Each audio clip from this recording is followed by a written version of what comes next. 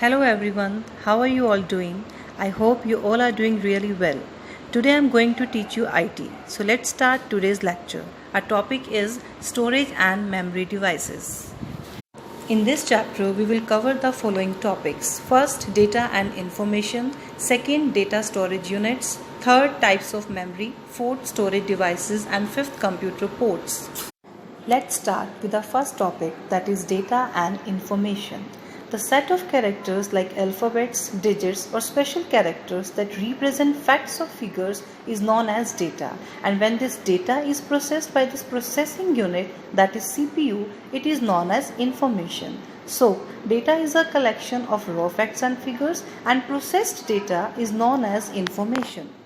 Next we have data storage units. Whatever we feed into the computer gets converted into a machine understandable code that is called machine code. A computer can understand only two states, that is on and off. 0 stands for off mode and 1 stands for on mode. These two digits, that is 0 and 1, are called binary digits or bits. Types of memory.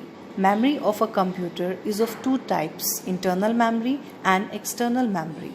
Internal memory is of two types, RAM and ROM, and examples of external memory are hard disk, CD, DVD, flash drive, memory card, etc. Internal memory.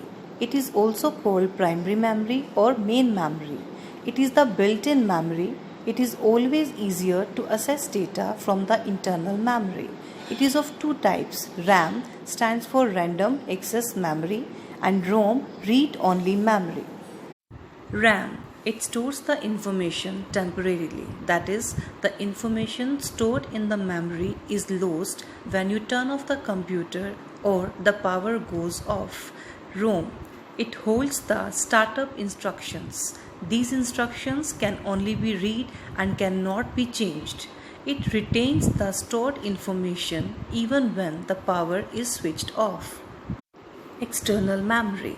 It is a device that is used to store information for a longer period. Data is not lost in the external memory even when the computer is turned off. It is also called secondary memory. Storage devices. In our daily life, we use many storage devices such as cupboard, bookshelf, refrigerator, school bag, etc. to store various relevant items in them. A computer uses various storage devices to store data in them, which vary in storage capacity. Example, hard disk, pen drive, CD, etc. Last topic of this chapter is computer ports. A computer port is a connection point or interface between a computer and an external or internal devices. Internal ports may connect devices like hard drive and CD-ROM or DVD drive, whereas external ports connect external devices like modem, printer, mouse and other devices.